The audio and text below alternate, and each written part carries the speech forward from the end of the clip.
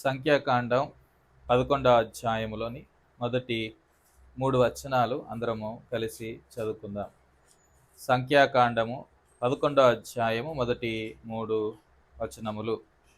జనులు ఆయాసమును గూర్చి సనుగుచుండగా అది యెహోవాకు వినబడెను.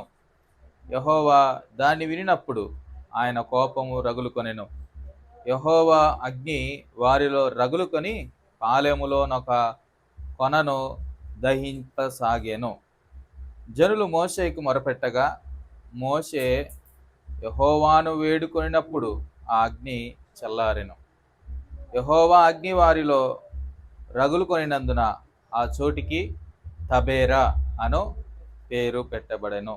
తబేరా అనే మాటకు అర్థం కింద ఫుట్ నోట్లో మనం చూస్తున్నాము, మంట. సరే, మోషే ప్రార్థనల గురించి కదూ మనము ఆలోచనలు కలిగి ఉంటున్నాం. ఈ 3 వచనాల్లో మనం కొన్ని సత్యాలు నేర్చుకునే ప్రయత్నం చేద్దాం. మోషే ప్రార్థించడాన్ని బట్టి అగ్ని చల్లారినట్లుగా 2వ వచనంలో ఆ మాట మనం చూస్తాం. జనులు మోషేకు మొరపెట్టగా మోషే యెహోవాను వేడుకొనినప్పుడు ఆ అగ్ని చల్లారెను. ఎంతో గొప్ప మేలులు అనుభవిస్తున్నప్పటికీ కూడా ఇజ్రాయెల్ ప్రజల్లో తిరుగుబాటు అనేటువంటిది మానకపోవడం ఎంతో దౌర్భాగ్యం. ఇజ్రాయెల్ ప్రజలు నేటి క్రైస్తవ సమాజానికి ఏమి తీసుకుపోలేదన్నట్లుగా ఉంటాయి కదూ. ఈనాడు దేవుని ఎరిగిన వారు, దేవుని దగ్గర నుంచి ప్రత్యక్షతలు పొందుకున్నవారు, దేవుని దగ్గర నుంచి దీవెనలు, ఈవులు, ఆశీర్వాదాలు పొందుకొని వాటిలో ఆనందిస్తూ వారి కుటుంబాలు క్షేమాన్ని అనుభవిస్తున్నప్పటికీ కూడా ఆయా సందర్భాల్లో ఇలాగే ప్రవర్తిస్తున్నట్లు మనకు చాలా స్పష్టంగా కనబడతారు. ఎంతో విశ్వాసంతో ఉన్నట్లుగానే కనబడతారు కొంతమంది. కానీ ఏవో చిన్న సమస్యలు వచ్చినప్పుడు, లేదా సమస్యలు కూడా కాదు, వారు అనుకున్నది నెరవేరకపోతే, వారు కావాలనుకున్నది దొరకకపోతే చాలు వెంటనే దేవుని దగ్గర ఎలా ప్రవర్తిస్తారు అంటే ఇజ్రాయెల్ ప్రజల్లాగే సనగడం, గొనగడం ప్రారంభిస్తారు. దేవుడు ఎప్పుడు కూడా నువ్వు అనుకున్నదే ఇస్తానని ఎప్పుడు అనలే. నీ అవసరతలు తీరుస్తానన్నాడు. నువ్వు అనుకున్నది ఎందుకు ఇస్తాడు? మానవునికి ఎన్నో ఆశలు ఉంటాయి, ఎన్నో కోరికలు. దాంట్లో మానవుని యొక్క కోరికల్లో 99% అంతా కూడా స్వార్థంతోనే ఉంటాయి. ఎక్కడో ఒక 100% అనొచ్చు. సరే, ఇక్కడ తలంపు ఏంటంటే ఇజ్రాయేల్ ప్రజల యొక్క బిహేవియర్, వారి యొక్క ప్రవర్తన విధానం, దాని నుంచి మనం ఏం నేర్చుకోవాలి, మోషే ప్రార్థన నుంచి మనం ఏం నేర్చుకోవాలో ఈ 3 వచనాల్లో కొంత ఆలోచన చేసే ప్రయత్నం చేద్దాం. వీరు ఎర్ర సముద్రాన్ని దాటిన తర్వాత 3 దినాలు ప్రయాణం సాగిన తర్వాత వారు కూడా అక్కడ మార్గాయాసము చేత నీరు దొరకపోవడాన్ని బట్టి దేవుని దగ్గర సొనిగినట్లు మొదట్లో మనం చూసాం. 15వ అధ్యాయంలో చివరి మాటల్లో వారు మారా దగ్గరికి రావడం, వారు ఎంత గొనిగారో మనకు తెలుసు. 3 దినాల ప్రయాణం తర్వాత వీరు సీనాయి దాటిన తర్వాత 3 దినాల ప్రయాణం ఆ పై వచనాల్లో మనకు కనబడిద్ది. 33 10వ అధ్యాయము 33వ వచనం.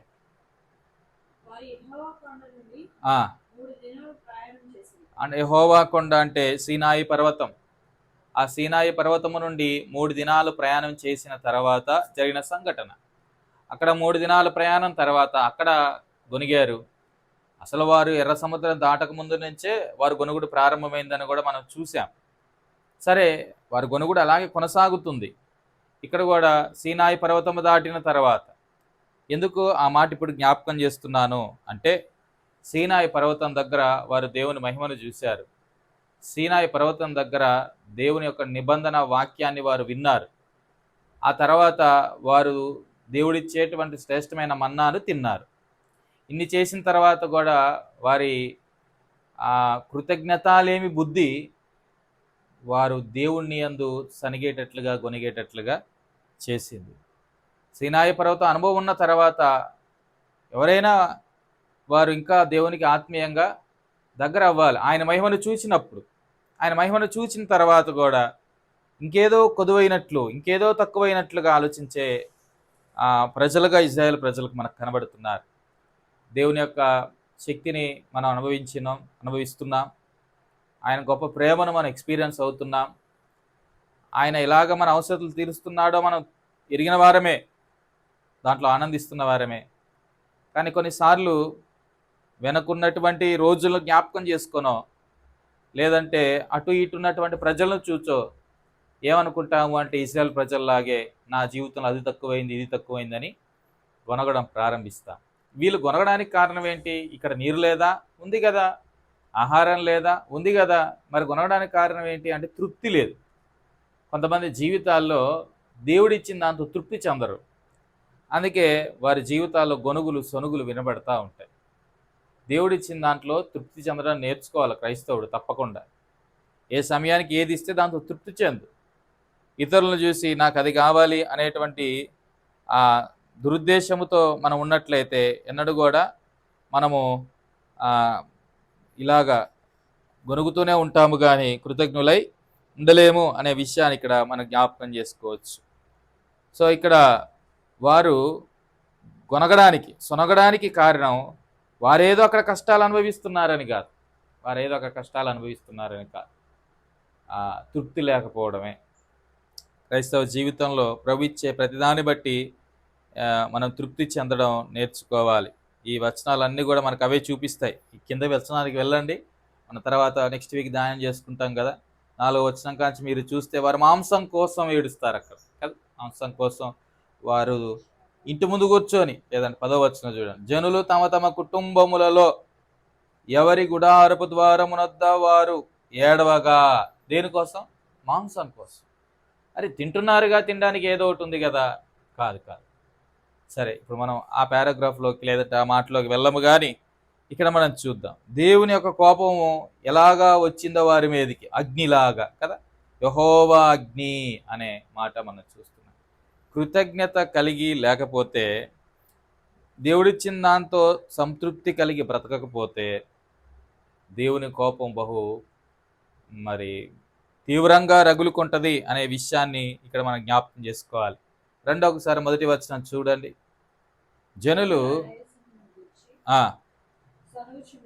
జనులు ఆయాసమును గూర్చి సనుగుచుండగా. ఇక్కడ ఆగుదాం.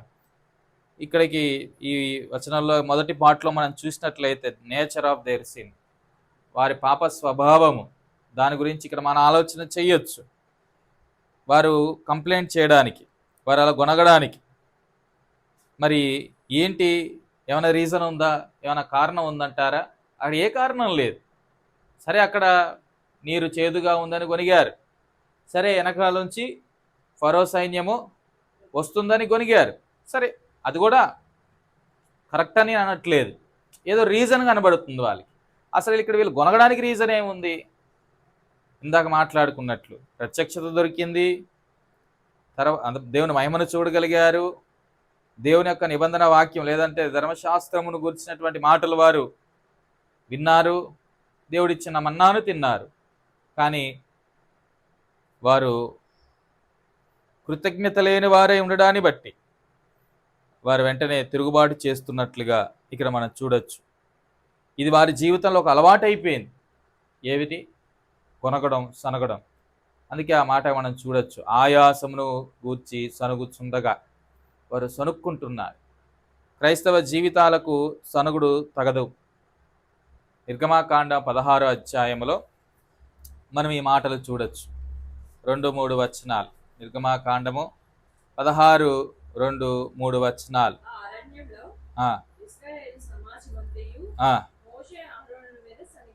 చూడండి, ఇక్కడ కూడా అదే మనం చూస్తున్నాం. అంటే వాళ్ళకి ఏమైంది? ఇది ఒక అలవాటు. 250 మందితో మోషేకి ఎదురుగా లేచి,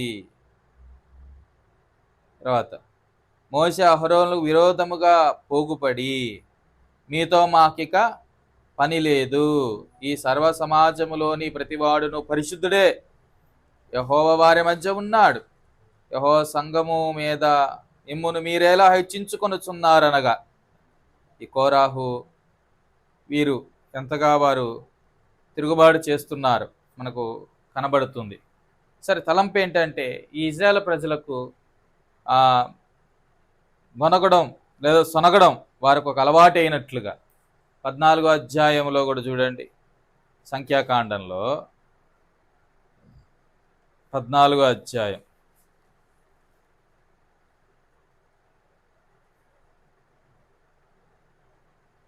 సంఖ్యాకాండం 14వ అధ్యాయము 2వ వచనం.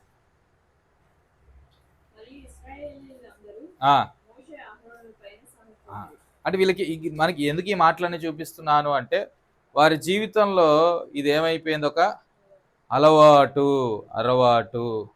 ఇలాగ చాలా చోట్ల నిర్గమాకాండం 16:3లో కూడా మనం చూసాం, వారు అక్కడ సొనుక్కున్నట్లుగా. ప్రతి చోట అక్కడ కోరాహు తనతో పాటు ఉన్నవారు సనగడానికి, ఆయా సందర్భాల్లో ఇజ్రాయేల్ ప్రజలు సనగడానికి ప్రాముఖ్యమైన కారణం ఏంటంటే, వారు దేవుని బట్టి తృప్తి చెందని వారు. క్రైస్తవ జీవితంలో దేవుని బట్టి తృప్తి చెందాలి, దేన్నో బట్టి తృప్తి చెందడం కాదు. ఆనందించుడి, మరలా చెప్పుదును ఆనందించుడి అన్నాడు. దేంట్లో ఆనందించాలి? ప్రభునందు ఆనందించాలంటున్నాడు. యెహోవా యందు ఆనందించువాడు బలము కలిగి గొప్ప కార్యాలు చేస్తాడని దానియేలు అంటున్నాడు కదా. ఆయన యందు ఆనందించడం రావాలి, ఆయన యందు తృప్తి చెందడం రావాలి. నాకు నా ప్రభు ఉంటే చాలు. చాలాసార్లు అనేస్తాం మాటలు, ఆకాశమందు నీ ఉండగా భూమి మీద నాకేమీ అక్కర్లేదు. నిజంగా ఆ మాట మన జీవితంలో కార్యరూపం దాల్చగలిగితే మన జీవితాలు ఎన్నడూ కూడా అసంతృప్తిగా ఉండవు. నా ప్రభు ఉంటే చాలు నాకు అన్నట్టుగా బ్రతుకుతాం. కష్టాలైనా, కడగళ్ళైనా, వ్యాధులైనా, వేదనలైనా, రోగాలు, రుగ్మతులైన ఏమండి ఏమున్నా లేకపోయినా, నిజంగా ఆ మాట మన జీవితంలో అన్వయించుకోగలిగితే మనం ఎన్నడూ కూడా అసంతృప్తిగా ఉండం. సో ఇక్కడ వీళ్ళ స్వభావమే అది. ఏమిటి వాళ్ళ స్వభావం? గొనగడం, సనగడం, ఆ స్వభావం కదా. ఇంకొన్ని మాటలు చూడొచ్చు, ఇది కొత్త నిబంధనలో కూడా జొరబడినట్లు మనం చూడొచ్చు. ఫిలిప్పు సంఘం గురించి కొన్ని మాటలు మనం చూడొచ్చు. ఫిలిప్పులు రాసిన పత్రిక 2వ అధ్యాయం 14 వచనం అక్కడ ఒక వార్నింగ్ లాగా ఇస్తున్నట్లుగా మనకు కనబడతా ఉంది.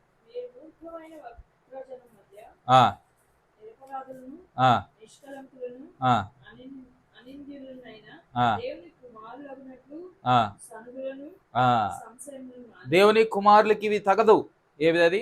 సనగడం, సంశయములు, సనుగులను, సంశయములను మాని. సనుగుతో గొనుగుతో చేయకూడదు. దేవుని పనైనా, దేవుని సేవ అయినా, ప్రార్థన అయినా, ధ్యానించే సమయమైనా, ఏదైనప్పటికి కూడా కొన్ని కుటుంబాలలో మనం చూస్తాం, కుటుంబ ప్రార్థనకు చేరి వస్తున్నప్పుడు కొంతమంది గొనుక్కుంటూ చేరి వస్తారు. కొనుక్కోకూడదు, సొనుక్కునే వారముగా ఉండకూడదు. అది ఏమైనప్పటికీ కూడా సంఘాలలో వారు పనులు చేసేటప్పుడు కూడా ఈ గొనుగుడు జబ్బు అలాగ సంఘంలోకి కూడా దాపరించింది. దీన్ని తీసివేయాలి. అందుకే ఇక్కడ పౌలు ఫిలిప్పు సంఘమునకు ఈ మాట చెప్తున్నాడు. మీరు ఏం చేస్తారో కానీ అది సొనుగుతో గొనుగుతో చేయమాకండి, సంశయాలతో చేయమాకండి, సందేహాలతో చేయమాకండి, సంతృప్తితో చేయండి. దేవుని ఇంటిలో మనం ఏ పని చేసినా కూడా ఇలాగనే ఉండాలి. తర్వాత ఇంకో మాట కూడా చెప్తాడు. 1 కొరింథీ అక్కడ సంఘానికి కూడా రాస్తూ, కొరింథీ సంఘానికి ఎందుకు ఈ 2 మాటలు చూపిస్తున్నాను అంటే, సంఘాలలో ఆనాడే ఈ సొనుగులు ప్రారంభమయ్యాయి. చూడండి 10వ అధ్యాయము 10-11 వచనాలు. 1 కొరింథీ 10-11 వచనాలు. ఇక్కడ క్లియర్గా చెప్తున్నాడు. అంటే ఇప్పుడు ఇశ్రాయేలు ప్రజల గురించి జ్ఞాపకం చేస్తూ ఇవన్నీ కూడా మనకు దృష్టాంతంగా ఉన్నాయి అని అంటాడు. అది కూడా మీకు చూపిస్తాను. ఇక్కడ చూడండి, మీరు సనగుకుడి, వారిలో కొందరు సనిగి సంహారకుని చేత నశించిరి. ఈ సంగతులు దృష్టాంతములుగా వారికి సంభవించి యుగాంతమందు మనకు బుద్ధి కలుగుటకై వ్రాయబడని. ఎందుకు రాస్తున్నాడు? పైన రాసుకుంటూ వస్తున్నాడు. అక్కడ ఇంకో మాట కూడా మనం చూడొచ్చు 6వ వచనంలో, వారు ఆశించిన ప్రకారము మనము చెడ్డవాటిని ఆశించకుండునట్లు ఈ సంగతులు మనకు దృష్టాంతంగా ఉన్నాయి. వారు ఏం ఆశించారు? చెడ్డదాన్ని. మంచివి ఆశిద్దాం. అయ్యా నన్ను వాక్యంతో నింపు, నీ ఆత్మతో నింపు, అయ్యా మా ప్రాంతంలో ఉన్నటువంటి ప్రజలను కదిలించు. ఈనాడు క్రైస్తవులు అనబడేవారు మంచివి ఆశించలేకపోతున్నారు. కారణం ఏంటి అని ఆలోచిస్తే కొలస్సీయులకు రాసిన పత్రిక 3 అధ్యాయాలు మనం చూస్తాం. మీరు క్రీస్తుతో పాటు లేపబడ్డవారైతే పైనున్న వాటినే వెతకండి. ఆశ ఉన్నది కాబట్టి వెతుకుతాం. ఆశ ఉన్నవాడు పైనున్న వాటిని అడుగుతాడు దేవుణ్ణి. కానీ ఇక్కడ చూసినట్లయితే వీళ్ళు చెడ్డవాటిని ఆశించినట్లుగా, చెడ్డవి అంటే ఐగుప్తులో ఉన్న వాటిని ఆశిస్తున్నట్లుగా మనకు కనబడతాం. తృప్తి లేదు. అందుకే వారు సనగడం ప్రారంభించి వారు నష్టపోయారు. దేవునికి ఆయాసకరంగా వారు కొనగడాన్ని బట్టి దేవుని అగ్ని వారి మీద దిగి వచ్చినట్లు. ఇంకో మాట చూద్దామా? 106 కీర్తన 25. ఇటు ఫిలిప్పు సంఘానికి, కొరింథీ సంఘానికి కూడా ఒక హెచ్చరిక ఇచ్చాడు. గొనగమాకండి, గొనగమాకండి, తృప్తితో బ్రతకండి, తృప్తితో బ్రతకండి. వాళ్ళు కొనగడానికి కారణం ఏంటో మనం అదే ముందు కూడా ఆలోచన చేయొచ్చు. చూడండి 106:25.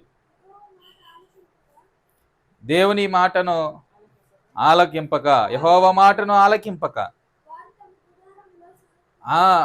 దేవుని మాటతో వారికి మాకు సంబంధం లేదన్నట్లుగా వారు గుడారముల్లో సనుగుకొనిరి. వారు గుడారంలో సనుగుకున్నారు. దేవుడు లేడనుకున్నాడా?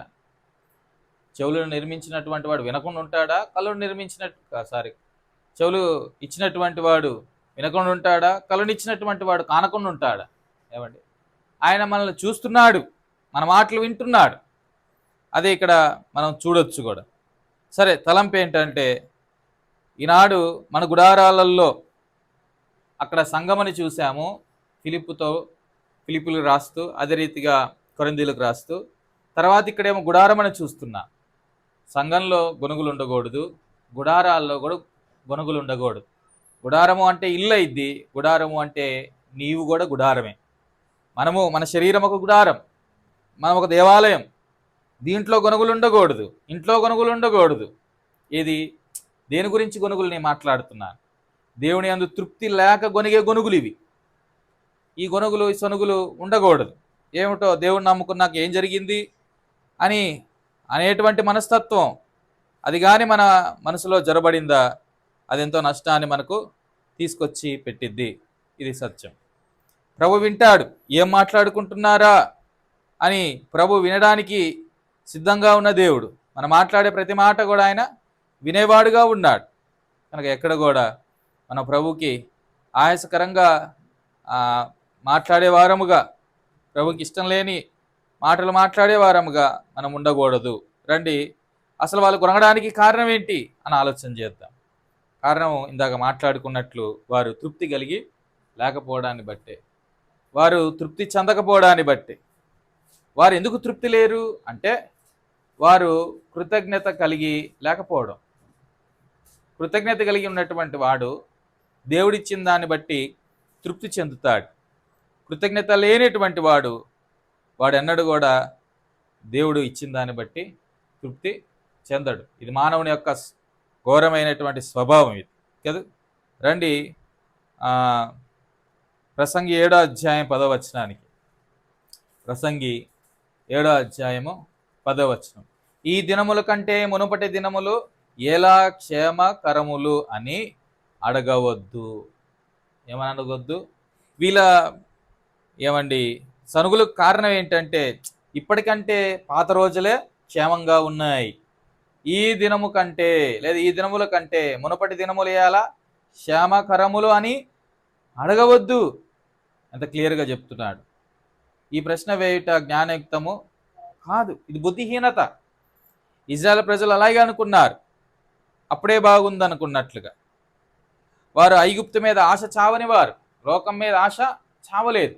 ఈనాడు దేవునిలో తృప్తి ఎందుకు చెందలేకపోతున్నాడు క్రైస్తవుడు? దేవునిలో ఆనందించలేకపోతున్నాడు ఎందుకు క్రైస్తవుడు? అంటే దేవునిలో ఏమైనా వెళుతుందా? నీవు నేను సేవిస్తున్న దేవుడు వెలితి కలిగిన దేవుడు కాదు. ఆయనకి అదో కొదువైనటువంటి దేవుడు కాదు. ఆయన అన్ని విషయాల్లో సంపూర్ణుడు.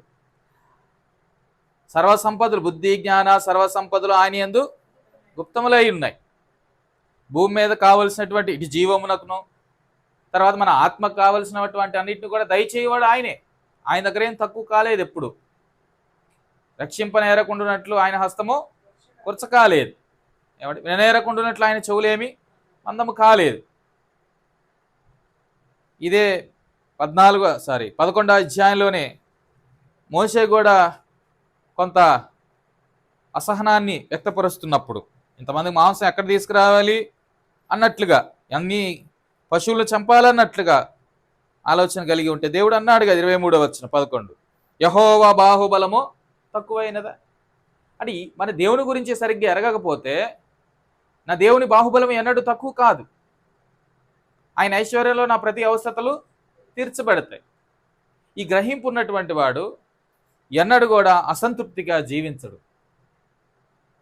ఇలా అంటాను, ఇంత పెద్ద కుండడు అన్నం వండుకున్నావు అనుకో, దీంట్లో ఎంత పట్టిద్ది? అంత పెద్ద కుండ పట్టిద్ది అన్నం? పట్టదు. నీ కుండ సైజు ఎంత ఉందో దాన్ని బట్టే పట్టిద్ది, కానీ ఆ కుండ సైజుని బట్టి పట్టదుగా. అంటే జనాలు ఎట్లున్నారు అంటే కకృతి అన్నమాట. దాని కకృతి అంటారు.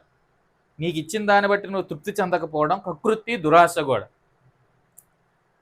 ఇది చాలా ప్రమాదం. ఎన్నడూ కూడా క్రైస్తవ జీవితంలో నీకేమి ఇచ్చాడో దాన్ని బట్టి తృప్తి చెందట్లేదు అంటే నువ్వు మెల్లిగా ఏమవుతున్నావు అంటే ఇజ్రాయెల్ ప్రజల్లాగా గొనుగుతున్నావు. ఆ గొనుగులు సనుగులు ఈనాడు సంఘాల్లో వినబడుతున్నాయి, కుటుంబాల్లో వినబడుతున్నాయి, వ్యక్తిగతంగా గుడారాల్లో కూడా అది వినబడుతున్నట్లుగా మనం చూడొచ్చు. 11వ అధ్యాయం 5వ వచనంలో అదే కదా మనం చూస్తున్నాం. ఐగుప్తులో మేము ఉచితముగా తినిన చేపలు. ఏ ఫరో ఇచ్చాడేమో రేషన్ కార్డులో, మీకు ఉచితంగా కీరకాయలు, దోసకాయలు, చేపలు, కూరగాయలు, ఉల్లిపాయలు, తెల్లగడ్డలు ఇవన్నీ మీకు ఇస్తామని రేషన్ పెట్టాడా ఏంది? ఏంటో మరి. అంటే సరే ఉచితంగా దొరికితే దొరికాయి. అన్నిటికంటే శ్రేష్టమైంది అక్కడ దొరికింది ఇక్కడ దొరుకుతుందిగా మన్నా, దాన్ని ఎంజాయ్ చేయడం చేతగాలి. ఏమండి, అక్కడ కష్టపడ్డారు, ఇక్కడ ఏం కష్టపడుతున్నారు వీరు? ఏమండి, ఇలాగ చాలా విషయాలు వారు బ్యాలెన్స్ చేసుకొని లేదా చూసుకొని డిఫరెన్షియేట్ చేసుకొని చూసుకుంటూ నా ప్రభు ఉన్నాడు నాకు చాలు అనుకుంటే ఎంత బాగుండేది. వీళ్ళు అలా కాదు. ఆ ఐగుప్తు మీద ఆశ చావలేదు వారికి. ఐగుప్తులో ఉన్న వాటి మీద ఆశ చావలేదు. చావకే ఒక బొమ్మను చేసుకున్నారు. చావకే ఇలా తిండిని కోరుకొని చావును తెచ్చుకున్నారు. అంటే లోకం మీద ఆశ చచ్చిపోవాలి మనకు. లోతు భార్యలాగా వెనక్కి తిరిగి చూద్దామా అని ఇజ్రాయెల్ ప్రజల్లాగా మాటి మాటికి ఐగుప్తును జ్ఞాపకం చేసుకునే ప్రయత్నం చేశామా, మనం ఏమైపోతాము అంటే నష్టపోతాం. ఈనాడు అనేక పర్యాయములు దేవుని ఎరిగిన తర్వాత కూడా మనమని కాదు, చాలా చోట్ల చాలామంది క్రైస్తవులు ఇంకా లోకం మీద మోజు చావక, సొదొమ గొమొర మీద మోజు చావక, ఐగుప్తు మీద మోజు చావక ఎన్నిసార్లు వెనక్కి తిరిగి చూస్తున్నారు. ఆ అమ్మ అనుకుంటుందేమో, ఎవరు? లోతు. ఒక్కసారి తిరిగినందుకే నేను ఉప్పు స్తంభం చేశాను, ఈ వీళ్ళు చూడు ఎన్నిసార్లు తిరుగుతున్నారు, వీళ్ళు ఇంకే స్తంభం చేయాలి. ఎందుకు ఈ మాట చెప్తున్నాడు? ఆ సీరియస్నెస్ మనం మిస్ అవుతున్నాం. అరే వెనక తిరిగి చూడాల్సిన పని లేదు, లోకాన్ని ప్రేమించాల్సిన పని లేదు, లోకంలో ఉన్నదాన్ని ఆశించాల్సిన పని లేదు. అవి మనకు తృప్తిని ఇవ్వవని తెలిసే కదా ప్రభు దగ్గరికి వచ్చింది. ఒకప్పుడు లోకంలో ఉన్నవి నాకు తృప్తిని ఇవ్వవనే కదా మనం ప్రభు దగ్గరికి వచ్చింది. తీరా మరలా ప్రభు దగ్గరికి వచ్చాక ఏదో తక్కువైనట్లు, ఆయన బాహుబలము తక్కువైనట్లుగా. అదే 23లో మనం చూసాం. యెహోవా బాహుబలము తక్కువైనదా? నువ్వు తృప్తి చెందలేకపోతున్నావు దేవుళ్ళు అంటే ఆయన బాహుబలము తక్కువైనది అన్నట్లుగా నువ్వు ఎంచడాన్ని బట్టే కాదు. మనం అలా కాకుండా లోకం ఇచ్చేటువంటి ఆ యొక్క నకిలీ కంఫర్ట్, ఏమండి, లోకం ఇచ్చేటువంటి అబద్ధమైనటువంటి అసత్యమైన ఆదరణ, అసత్యమైన ఆనందం, నకిలీది అదంతా. దాని మోజులో పడిపోయి దేవుని వాగ్దానాలను మరిచి ఒకవేళ ఇష్టానుసారంగా బ్రతుకుతున్నామేమో ఈ ఇజ్రాయెల్ ప్రజల్లాగా. అలా కాకూడదు. దేవుని యొక్క మంచితనాన్ని గురించి, ఇప్పుడు దేవుడిలో మనం అనుభవిస్తున్న మంచితనాన్ని గురించి ఆలోచించకపోవడమే మన ఆత్మీయ గుడ్డితనానికి కారణం. ఏమండి, ఆనాడు ఇజ్రాయెల్ ప్రజలు అప్పుడు అనుభవిస్తున్న దేవుని యొక్క మంచితనం, ఎంత గొప్ప మంచి దేవుడు యెహోవా, అందరికీ ఉపకారి. ఆయన ఎంత ఉపకారం చేస్తూ ఉన్నాడు, దాన్ని అనుభవిస్తూ దాంట్లో ఆనందించాల్సినటువంటి వారు ప్రజెంట్లో ఆలోచించకుండా పాస్ట్లో ఆలోచిస్తున్నారు, గతంలో అది ఉంది ఇది ఉందని. అందుకే వెనుకున్నవి ఏం చేయమంటున్నాడు? మరచి దాంట్లో అది చాలా కోణాల ఆలోచన చేయొచ్చు. సో వెనకున్న దాన్ని మరవు, ముందున్న ఇప్పుడున్న దాంట్లో ఆనందించు, ముందున్న దాని కొరకు వేగిరపడి పరిగెత్తు. ఇది క్రైస్తవ జీవితం. అలా కాకుండా ఉండిపోవడాన్ని బట్టి ఇంకా ఇలా చెప్పొచ్చు. వారు అంత కొనగడానికి సనగడానికి కారణం ఏంటి అంటే, ఒకటి తృప్తి లేదు, రెండోది వారికి మతిమరుపు అబ్బింది. ఏం మర్చిపోయారు? మర్చిపోవాల్సింది మర్చిపోతే బాగుండేది కదా. ఏవి? ఈ కీరకాయలు, దోసకాయలు, ఈ మాంసంలు, ఏమండి, లేదంటే అక్కడ చూసిన బొమ్మలు. అది గుర్తుంది కాబట్టే అహరోన్ని తొందర పెట్టారు. ఆ పోతపోసిన దూడ చేసుకొని అలాగ దాని ఎదుట సాగిలపడ్డారు. మర్చిపోవాల్సినవి మర్చిపోకూడని వాటిని మర్చిపోకూడదు. ఏం మర్చిపోకూడదు? నా ప్రాణం ఆయన చేసిన మేల్లో దేన్ని, ఇది మర్చిపోయారు. మరవకూడని వాటిని మర్చిపోయారు. ఏమండి, మర్చిపోవాల్సిన వాటిని ఏమో గుర్తుపెట్టుకున్నారు. అందుకే వారు ఇలాగున్నారు. సో దేవుని కార్యాలు మర్చిపోతే కూడా ఇలాగా మనం ఏమవుతాము అంటే గొనగడం ప్రారంభిస్తాం. సరే, ఇలా గొనుగుతున్న వారి మీదకి ఏమొచ్చింది? ఇప్పుడు 11వ అధ్యాయంలో మనము 2వ భాగాన్ని చూడొచ్చు. అది యెహోవాకు వినబడెను. అది యెహోవాకు వినబడెను. యెహోవా దాన్ని వినినప్పుడు ఆయన కోపం రగులు కొనెను. యెహోవా అగ్ని వారిలో రగులు కొని ఆ పాలెములను ఒక కొనను దహింప సాగెను. ద జడ్జ్మెంట్ ఆఫ్ గాడ్, దేవుని యొక్క తీర్పు ఇజ్రాయేల్ ప్రజల మీదకి దిగి వచ్చినట్లుగా దేవుడు రియాక్ట్ అయ్యాడు. కృతజ్ఞత లేకపోతే ఆయనకు చాలా కోపం వచ్చింది, సందేహం లేదు. ఎందుకంటే ఆయన ఎన్నో మేలులు చేస్తున్నాడు కదా ఈ మానవుడికి. కృతజ్ఞత చూపించకపోతే వీళ్ళు చేసింది అదే. కృతజ్ఞత చూపించకపోవడాన్ని బట్టి దేవుని కోపం వారి మీద దిగి రావడం, దానిలోంచే కదా ఈ సనుగులు వచ్చాయి, కృతజ్ఞత చూపించకపోవడానికి. ప్రభు దాన్ని విన్నాడు. ఏమండి, ఆయన కోపం సత్యమైంది, ఆయన కోపం న్యాయమైంది. వారి సనుగులు విన్నారు. అందుకే అక్కడ మనం చూస్తాము, ఆ కొన, ఏమండి, ఆ పాలెము, లేదంటే పాలెములోనొక కొన దహింప సాగ. బహుశా ఆ మూలకు స్టార్ట్ అయిందేమో ఈ గొనుగుడు. అలా మధ్యలో కాకుండా పాలెం మూలకు స్టార్ట్ అయిందేమో. ఈ మూలలో ఉండే వాళ్ళ దగ్గర నుంచే సాతానుడు మెల్లిగొస్తాడు. దేవుని దగ్గరగా ఉన్న వారితో రాడు. ఎందుకంటే వారు దేవుణ్ణి చూస్తూ దేవుని మీద ఆధారపడుతూ బ్రతుకుతారు. ఎక్కడో మూలకుంటారు కొంతమంది. ఏమండి, ఆ మూలకు ఉన్న వారి మీదకి సాతానుడు వచ్చి ఏం చేస్తాడు? కూర్చుంటాడు, ఆవరిస్తాడు. ఆ మూలున్నోడికి అప్పుడప్పుడు బయట విషయాలు కనబడతాయి ఐగుప్తులో. ఆ మూలున్నోడికి అప్పుడప్పుడు బయట సౌండ్లు వినబడతాయి. అందుకే వాడు తొందరగా అట్రాక్ట్ అవ్వడానికి అవకాశం. ఇలాగా మూలకున్నవారు, అందుకే వారు అక్కడ నుంచి కొనుగోడం స్టార్ట్ అయిందేమో. ఆ కొన నుంచి దేవుని యొక్క అగ్ని దహిస్తున్నట్లుగా ఇక్కడ లేఖనాల్లో మనం చూస్తూ ఉంటాం. ఆయన వినే దేవుడు, అది గుర్తుపెట్టుకోవాలి. 78వ కీర్తనలో ఒక మాట చూడండి. కీర్తన 78, 21. 78వ అధ్యాయము కీర్తన 21వ వచనం.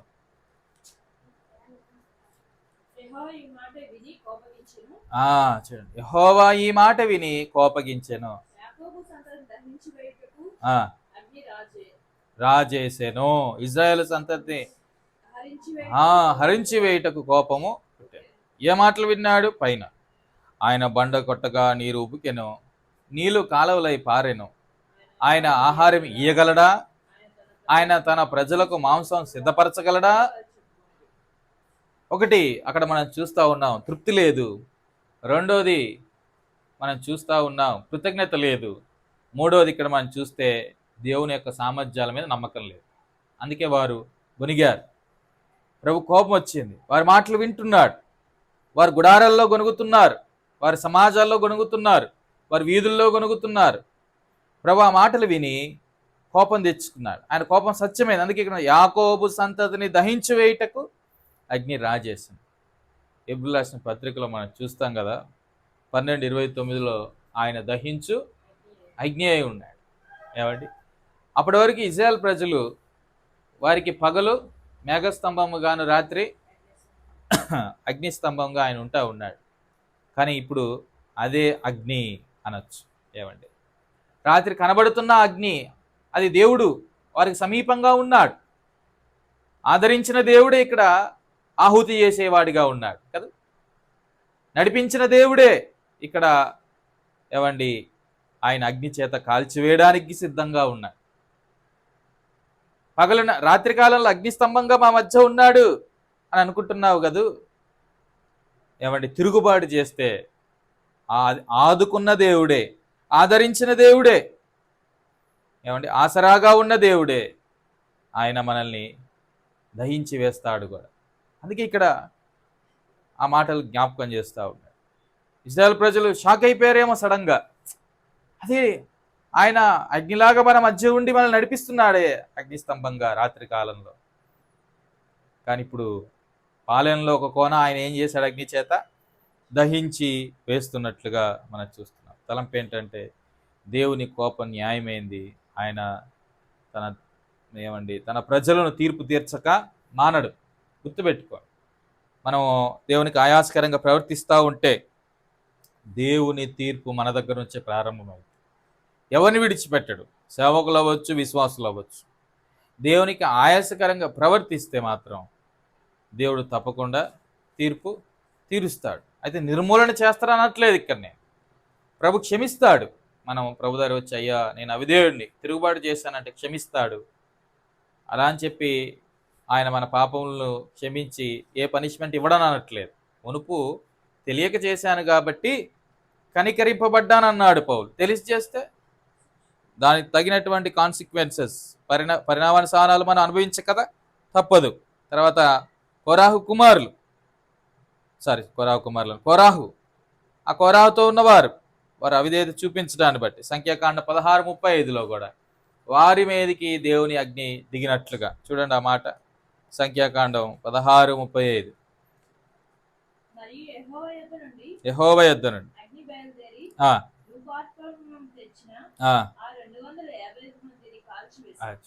దేవుని అగ్ని దిగి వచ్చింది. తిరుగుబాటు చేసే వారి మీదకి దేవుని అగ్ని దిగొస్తుంది. తర్వాత నాదాబు అబీహుల గురించి మనం చూస్తాం కదా. నాదాబు అబీహుల గురించి సంఖ్యాకాండంలోనా లేవియ కాండం 10వ అధ్యాయం 2వ వచనంలో మనకు కనబడతారు. వారు కూడా స్ట్రేంజ్ ఫైర్ అగ్ని తీసుకొని వచ్చినారు. లేవి కుమారులు అహరోను కుమారులు వీరు.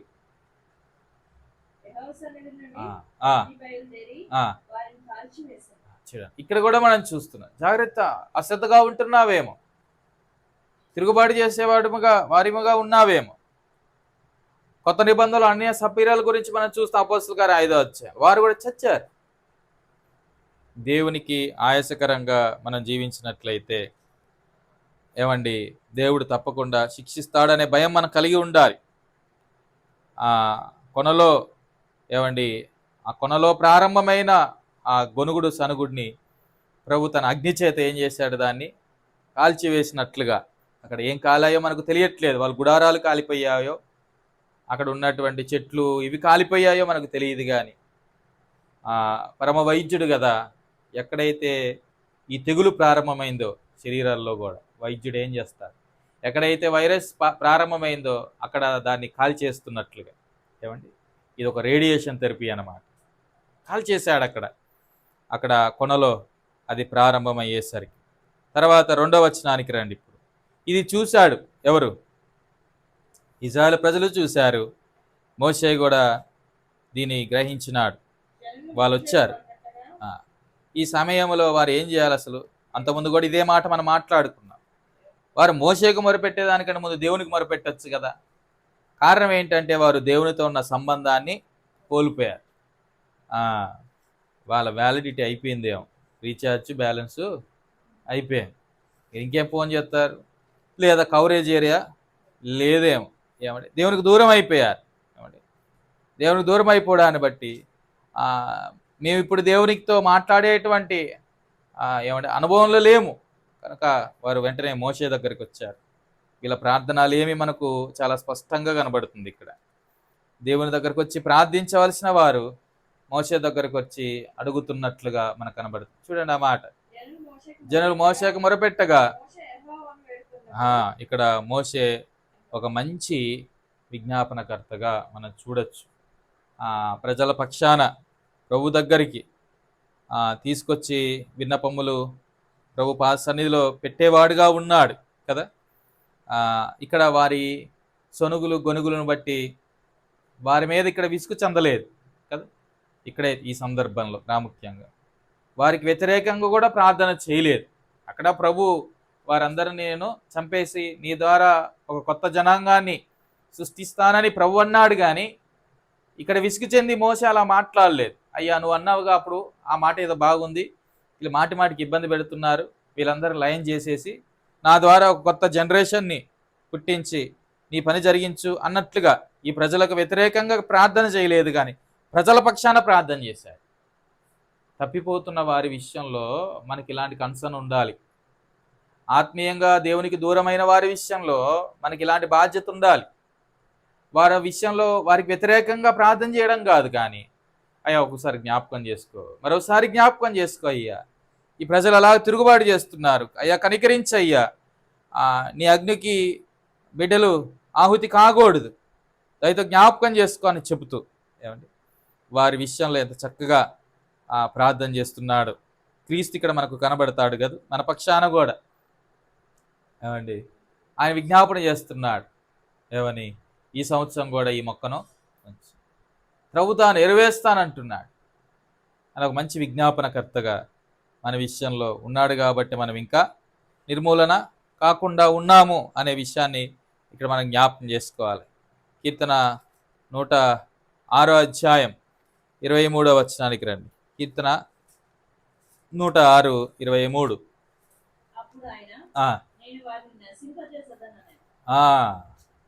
దేవుని కోపం ఇశ్రాయేలు ప్రజల మీద రగులుకొన్నప్పుడు ఆయన సంరక్షకుడుగా ఉండి ఉన్నప్పటికీ వారు ఆయన మరిచినప్పుడు, పైనే ఉంటుంది ఆ మాట, ఎర్ర సముద్రమునొద్ద భయము పుట్టించు క్రియలను చేసిన తమ రక్షకుడైన దేవుణ్ణి మరిచిపోయారు. అంతకుముందు చెప్పినట్టు నాకు గుర్తు ఈ అధ్యాయములో 3 విషయాలు. వారు ఏం మర్చిపోయారు అంటే 7వ వచనంలో ఆయన కృపా బాహుల్యాన్ని మర్చిపోయారు. వారు ఏం మర్చిపోయారు అంటే 13వ వచన ప్రకారము ఆయన చేసినటువంటి కార్యాలు మర్చిపోయారు. వారు ఏం మర్చిపోయారు అంటే 22వ వచన ప్రకారము ఆయన కలగజేసిన రక్షణను మర్చిపోయారు. ఈ 3 జరుగుతాయి చాలా మంది జీవితాలు. ఏమండి? అందుకే ఆయన కృపాబాహుల్యాన్ని మర్చిపోకూడదు. ఆయన ఎంత కృప కలిగి నిన్ను నన్ను జ్ఞాపకం చేసుకున్నాడు. ఆయన కార్యం, ఆయన శిలువ మీద నీ కొరకు నా కొరకు బలి అయినటువంటి ఆ గొప్ప కార్యాన్ని మనం మర్చిపోకూడదు. రక్షణ, ఆయన నిన్ను నన్ను రక్షించుకున్న విధానం, ఆఖరి రక్తపు బొట్టు వరకు కలవరలో కార్చి విమోచించుకున్న విధానం, ఇవి 3 మర్చామా మనము కూడా ఇజ్రాయెల్ ప్రజల్లాగా ఏమవుతాం?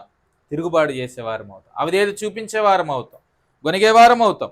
సరే ఇక్కడ చూడండి, ఆ ప్రజల పక్షాన 23లో అప్పుడు ఆయన నేను వారిని నశింపజేసేదను అని దేవుడు అంటే, అయితే ఆయన వారిని నశింపచేయకుండానట్లు ఆయన కోపం చల్లార్చుటకై ఆయన ఏర్పరచుకున్న మోషే ఆయన సన్నిధిని నిలిచి ఇలా అనుకుందాం కాసేపు. ఆయన బాణం ఎక్కుబడితే ఏమండి మోషే వచ్చి ఆ బాణానికి ఎదురుగా నిలబడ్డాడు. వద్దొద్దు ప్రభువా, వద్దు, ఈ ప్రజల మీదకి నీ కోపాన్ని మండించొద్దు, క్షమించు. వారు వెనకాలన్నవారు నిజంగా ఆ బాణానికి పాత్రులేవారు. ఏమండి? కానీ మోషే మధ్యవర్తిగా రావడం అనేక పర్యాయములు మనం జ్ఞాపకం ఉంచుకోవాలా. దేవునికి ఆయాసకరంగా ప్రవర్తిస్తూ ఉంటే తండ్రి కుడి పార్శ్వమున ఆసీనుడై ఉన్న యేసు ప్రభువారు ఎన్నిసార్లు అడ్డుపడ్డాడో మన మీదకి దేవుని కోపం రాకుండా ఎన్నిసార్లు అడ్డుపడ్డాడు. మరి గ్రహింపులేని ఇశ్రాయేలు ప్రజల్లాగుంటే మాత్రం ఎన్నిసార్లు చెప్పినా వినలేని వాడు మరి తిరుగు లేకుండా అంతే ఛాన్సెస్ ఉంటాయి. కృపకాలం కదా అని ఇష్టం వచ్చినట్టు బ్రతికితే కాదు కదా. కనుక ఈ మాటలు గుర్తుపెట్టుకోవాలి. నీతిమంతుని ప్రార్థన మనోపూర్వకమైనది, అది బహు. మోషే ప్రార్థన చేసి నిలబడ్డాడు, వద్దు ప్రభువా, వారి మీదకి నీ ఉగ్రత వద్దు. తండ్రి ఎక్కడ కోపం తెచ్చుకొని వీళ్ళందరినీ చంపేస్తాడో అని చెప్పి, అది జరగదులే కానీ మామూలుగా తండ్రి వీరేమి చేయుచున్నారో వీరు ఎరగరు కనుక వీరిని క్షమించని మధ్యలో వచ్చేసాడు. ఎవరు? యేసు ప్రభువారు. ఆయనను హింసిస్తూ ఉంటే ఆయన సిలువకు అప్పగించినప్పుడు ఏమంటే దేవుని ఉగ్రతనంతటిని కూడా సిలువ మీద అమాంతంగా అనుభవించిన వాడు కదా. సరే, ఇక్కడ మోషే ఎలాగ నిలబడ్డాడు, మనం అలా నిలబడుతున్నామా? ఈనాడు కుటుంబాల మీదకి, సంఘాల మీదకి, సమాజం మీదకి వస్తున్న దేవుని ఉగ్రత అందాం, దేవుని కోపం అందాం. దాని ముందు నిలబడుతున్నామా? అయ్యా మమ్మల్ని క్షమించయ్యా, నా ప్రజలను క్షమించు, నా కుటుంబంలో ఉన్న నా వారిని క్షమించు, మేము నశించకుండా మాకు ఒక అవకాశం ఇవ్వు అని మధ్యలో నిలబడగలుగుతున్నామా? దీని గురించి అంటాడు యెహెజ్కేలు గ్రంథంలో అద్భుతమైన మాట. 3 సంవత్సరాల క్రితం దీని గురించి నేను మాట్లాడాను, మీకు గుర్తుందో లేదు. 22:30 వచనం. యెహెజ్కేలు గ్రంథం 22వ అధ్యాయము 30వ వచనం. దేశాన్ని పాడు చేయకుండానట్లు ప్రాకారాలను దిట్టపరచుటకై ఇదిగో ఈ బద్దలైన సందుల్లో ప్రభు వెతుకుతున్నాడు.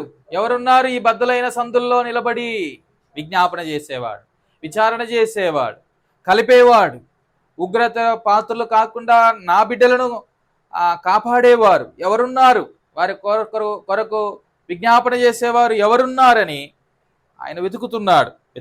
ఇక్కడ మనం చూస్తున్నట్లయితే ఎవరు కనబడ్డారు? మోషే కనబడుతుంది. ఇప్పుడు వెతుకుతున్నాడు. ఒక పక్క దేవుని యొక్క కోపం, దేవుని యొక్క న్యాయమైన కోపం, అది క్లియర్గా మనకు కనబడుతుంది. ఒక పక్క సాతానుడు చాలా మందిని మోసపుచ్చుతున్నాడు, ఆ కొనలో ఉన్న వారిని. ఎంతోమంది దేవుని నమ్ముకున్న బిడ్డలు సైతము అవిధేయత చూపిస్తూ ప్రభుకు ఆయాసకరంగా ప్రవర్తిస్తున్నారు. వారిని చూసి అసహించుకోవడం కాదు, వారి విషయమే ప్రభు దగ్గరకు వచ్చి మనం ఏం చేయాలా? విజ్ఞాపన చేయాలి. ప్రభువా, ఇదిగో వారి పక్షాన నేను మొరపెడుతున్నాను, అయ్యా నీ దయ మా మీదకి కావాలి. వాళ్ళు క్రిటిసైజ్ చేయడం కాదు, తప్పు చేసినోని మనము తక్కువ చేయడం కాదు, వానికి బుద్ధి చెప్పాలి సాత్వికముతో. వారి కొరకు మనము ప్రభు దగ్గర వేడుకొనాలి. ప్రభు కృప కొరకు మనం వేడుకొనాలి. ఇక్కడ చూస్తున్నాం కదా, మోషే అలా ప్రార్థించడాన్ని బట్టి ఉగ్రత కాస్త ఆగిపోయినట్లు, దేవుని కోపం కాస్త ఆగిపోయినట్లుగా మనం ఇక్కడ చూస్తూ ఉన్నాం. చివరాఖరిగా మనం ఆ 3వ వచనంలో చూడగలిగితే, యెహోవా అగ్ని వారిలో రగులు కొనినందున ఆ చోటికి తబేరా. ఆల్రెడీ ఇలాంటి తబేరా అనుభవాలు మన జీవితాల్లో చాలా ఉన్నాయి. ఎవరో మన కోసం విజ్ఞాపన చేయడం, ఆ తెగులు ఆగిపోవడం. ఎవరో మన కొరకు ప్రార్థన చేయడం, ఆ తెగులు ఆగిపోవడం. తన కొరకు పార్శ్వమైన ఆసీనుడైనటువంటి ఆ కుమారుడైన క్రీస్తు మన కొరకు మొరపెట్టడం, తెగులు ఆగిపోవడం. ఇవన్నీ ఎన్నో మన గతించిన అనుభవాలు మనం చూసాం. మన జీవితాల్లో చాలా తబేరా అనుభవాలు ఉన్నాయి. వాటి నుంచి మనం నేర్చుకోవాలి, అవి జ్ఞాపకం చేసుకోవాలి. ఇక్కడ ఎందుకు వారు అక్కడ మరలా చదవండి 3వ వచనము. Place of remembrance. ఇది జ్ఞాపకం చేసుకో కొన్ని అనుభవాలు నీ జీవితంలో, వాటి ద్వారా కొన్ని పాఠాలు నేర్చుకొని ముందుకు మనం వెళ్ళాలి. అప్పుడు నా జీవితంలో ఇలాగ ప్రభు జోక్యం చేసుకోకపోతే నేను ఎప్పుడో నా యొక్క జీవితంలో తిరుగుబాటు చేస్తున్నప్పుడు ప్రియకుమారుడైన యేసు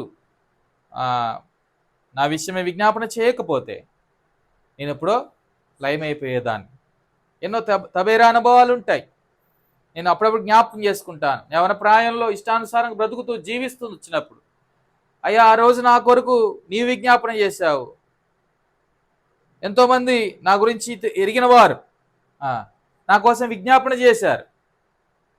అదొక తబేరా అనుభవం. అప్పుడే నేను నీకు ఆయాస్కరంగా ప్రవర్తించిన నేను చావలసిన వాడిని. కానీ అనేకుల విజ్ఞాపన ప్రార్థనలు ఇంటర్సెసర్గా మధ్యవర్తులుగా ఉండి మొరపెట్టడాన్ని బట్టి నన్ను తప్పించి, ఇలాగా ఎన్నో తబేరా అనుభవాలు ఉంటాయి మనందరి జీవితాలు. అవి జ్ఞాపకం చేసుకుంటూ అలాగ మనం ఉండకుండా, ఇంకా ఆ తబేరా అనుభవం ఏం జ్ఞాపకం చేస్తుంది అంటే తీర్పు నుంచి తప్పించి దేవుడు దీవించాడు అని జ్ఞాపకం చేస్తాం. దాన్ని బట్టి కృతజ్ఞులమై ఇంకా ముందుకు వెళ్ళాలి. ఇలాగ ఈ 3 వచనాల్లో మొట్టమొదటిగా ఇజ్రాయేల్ ప్రజల యొక్క తిరుగుబాటు మనం చూస్తున్నాం.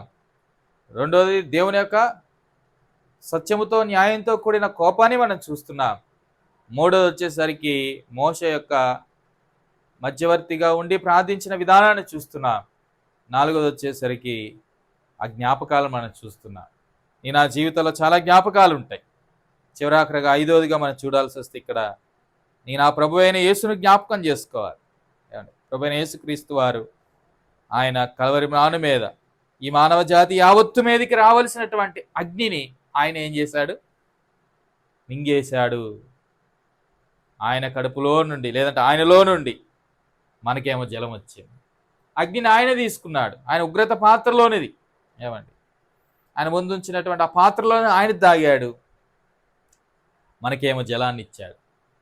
యేసును కూడా ఇక్కడ మనం జ్ఞాపకం చేసుకుంటూ మనం ప్రార్థనలో కొనసాగుతాం. ప్రభుని అడుగుదాం.